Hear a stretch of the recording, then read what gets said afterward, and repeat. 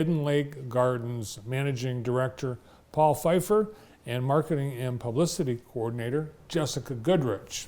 Hi, Jessica. Hi, Bart. Nice to see you. Paul, Nice welcome to see you back. too. Bart, thank you very much. And Jessica's fairly recent addition to the team at Hidden Correct. Lake Gardens. Yep. How long have you been there? Just a little over a year, and Great. this is a new position for Hidden Lake Gardens, so we're trying to spread the word far and wide. Awesome. If you Well, have not heard of it, we want you out to Hidden Lake Gardens. I'm glad you're here because this is a great place to spread the word about HLG. We've got a lot of people that love this asset, and we've got some reasons for people to check it out coming up pretty soon, right? Very soon. Yep, we have our spring flower bulb show starting this Saturday. And we've had a mild winter, but if you're tired of the cold, colorless winter, we have our conservatory bursting with blooms. Paul, I've been talking to a couple of golf course managers, and the winter has been kind. Same with you. Certainly. We're already seeing, we have all these bulbs that we're forcing into bloom for the bulb show, but we're seeing a lot of daffodil leaves and even a few tulip leaves starting to pop up out of the ground around the visitor center and some of the more protected areas. And each day it smells more like spring, it sounds more like spring, a lot of birds flying around. So folks come out for the bulb show, they'll get kind of a double treat where seeing some beautiful spring weather, some great scenery at Hidden Lake Gardens with the conservatory will just be chock full of tulips, daffodils, hyacinths. It'll definitely be a breath of spring for sure. And once they bloom, you can't push them back into the ground in case it snows. No, once they're out, we got to keep going forward. Yes. It is what it is. So what happens at the Spring Flower Bulb Show? Well, most of the bulbs that we force into bloom are in the temperate house.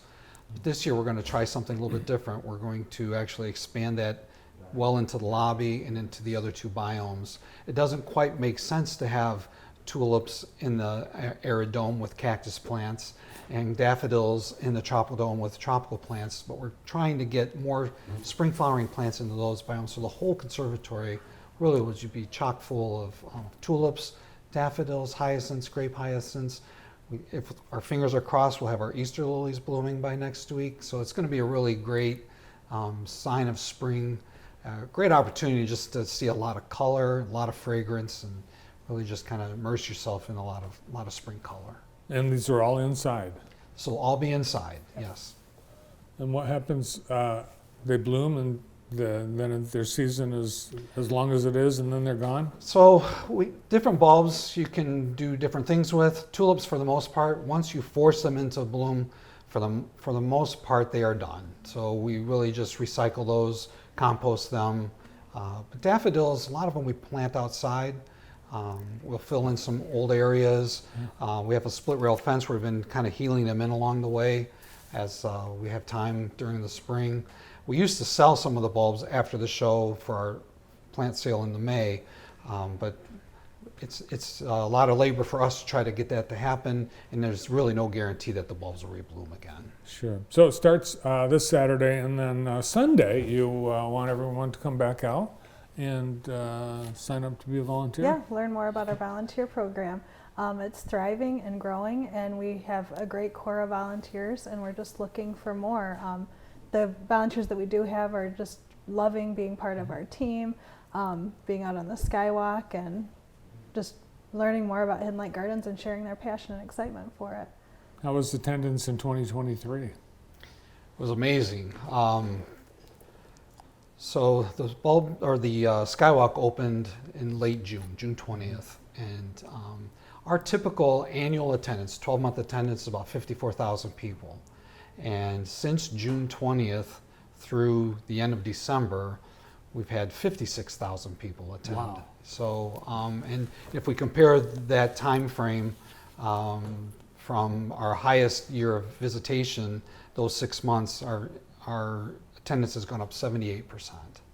And so, but at the same time, people are spread out. So the skywalk is so far out in the woods that there's still plenty of room for everybody to be out and about and have their spaces and not be bumping into each other, so to speak. It's still the quiet, serene, peaceful place that it's always been.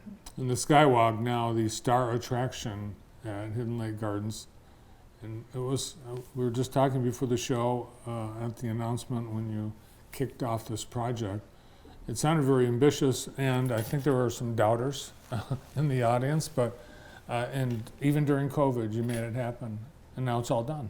It was tricky. COVID certainly put a halt to the project, the fundraising for a few months, but we did keep persevering. A lot of credit to our steering committee. They really helped keep us on task, and it really worked out just well. It's been everything we imagined that it could be. Not just that it's bringing in more visitors and it's bringing in more revenue, but the people that are coming to see the Skywalk are folks that I'm guessing probably don't spend too much time outdoors, don't spend time out in nature, and having those connections and getting folks out to do those kind of things, that's exactly what we're hoping this project would do. Oh, I'm sure. A lot of first-time visitors there because of the Skywalk. Definitely. And it's just such a nice setting that just seeing a photo doesn't do it justice. To actually come out and experience it And is all four seasons, people have to come Exactly. back every time. Yep, yep. Can you see your house from this?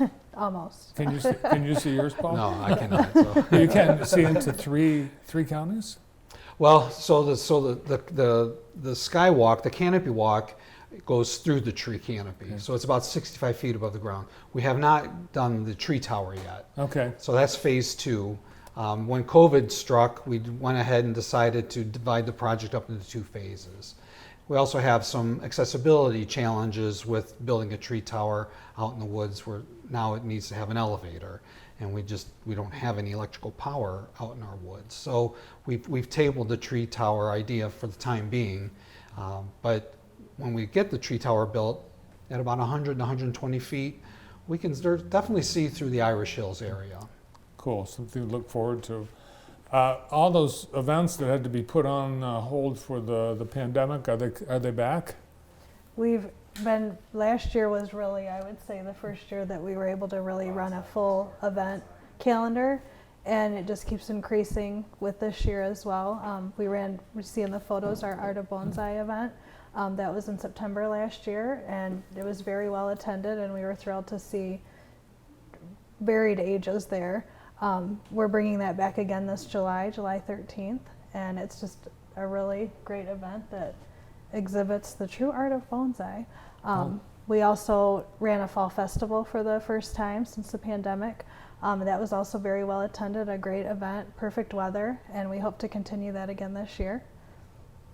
You had the opening of the Gruel Trail, and Paul, I am guessing this is in honor of John Gruel. Yes, he and his wife both, Sue. We were, when the Skywalk opened, the old Hikers Trail was intended to be the main route from the trailhead parking lot to the Skywalk, but it had quite a steep hill or two and was not as accessible as we were hoping it would be for hikers and visitors. When John Gruel passed away, a few of his friends wanted to do something in his memory at Hidden Lake Gardens. And so we threw out a few ideas, and we said we also want to build this trail. It's almost like an afterthought. So we also want to build a new trail to make it more accessible for wheelchairs, strollers, wagons to get to the Skywalk. Well, they jumped right on it and raised the funds for it, and we pushed it forward. And so it opened right between Christmas and New Year's. Officially, the construction ended. So it's officially open now, but we'll have a dedication ceremony for it on June 20th. Nice. Well, I know John cared deeply about Hidden Lake Gardens. In fact, it was through John that you and I met. So we were very grateful for John and Sue and their family and all that they've done for Hidden Lake Gardens. It's going to look different. Besides this construction project, you've had a lot of other things going on, some renovations and Yes. some improvements. And we'd like to just encourage anyone who is already familiar with Hidden Lake Gardens but has not been out in a few years. It will feel like an all-new place. Going out to the Skywalk, even if you were here last year, it's taking the Gruel Trail is a whole new experience to get out to the Skywalk. And that we were just publishing an email stating that it's not just about the destination, it's the journey to get there too that's so enjoyable. We also have done some renovations just in the visitor center and our conservatory. When you walk into our lobby, it'll be a surprise to anyone who hasn't been there for a spring bulb show. It's an all new place, and our exterior restroom buildings are also being renovated and should be done in time for the bulb show. Nice. And all throughout the season, you'll have opportunities for people to come down for special events, and who knows, maybe you'll be invited to someone's special private event at Hidden Lake Gardens, because those are also opportunities. Yeah, so we are slowly but surely getting back into making the rooms in the visitor center available for private rentals. We're not quite ready to reconvene our wedding program, but we've got a meeting coming up. We're still getting a lot of inquiries about that. You know, COVID, Hidden Lake Gardens, as a result of COVID, we're still not quite back to our staffing. We're working toward that.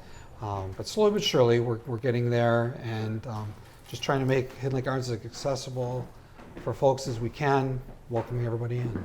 And Jessica, this is we have some photos from the Under the Silver Moon event, Correct. Yep. which looks awesome at night too.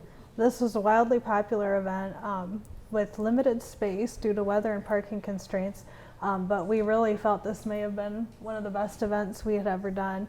And we did something similar for members this past month in February, and it's just a lot of fun, and we're planning on bringing it back this December too. Another reason to become a member. Yeah. Now, this must be a dream job for you, because I understand that your degree is from MSU in horticulture. Yes, yep. This has been my longtime dream to work at a public garden, so I'm so excited to be part of it. What's your favorite flower? Oh, how do I choose? I would probably say hyacinths, though. Oh. Have always been one of my favorites, which we will have in our conservatory for our spring bulb show. Okay. Yeah. Paul, do you have a favorite flower? I'd have to say tulips today, because we were hauling a lot of tulip plants out of the cold frames in the polyhouses up to the conservatory this morning. It's also my wife's favorite flower, and our anniversary's coming up, so.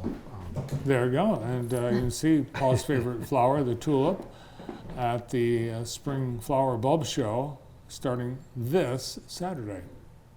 Thanks for coming up today. Good to see you Thanks for both. having Thanks, us. Bart. Yeah, Great to be thanks here. so much. Great asset in the Irish Hills, the Hidden Lake Gardens Spring Bulb Show, kicking off a great season at Hidden Lake Gardens, thanks to Paul Pfeiffer, Managing Director, and Marketing and Publicity Coordinator Jessica Goodrich.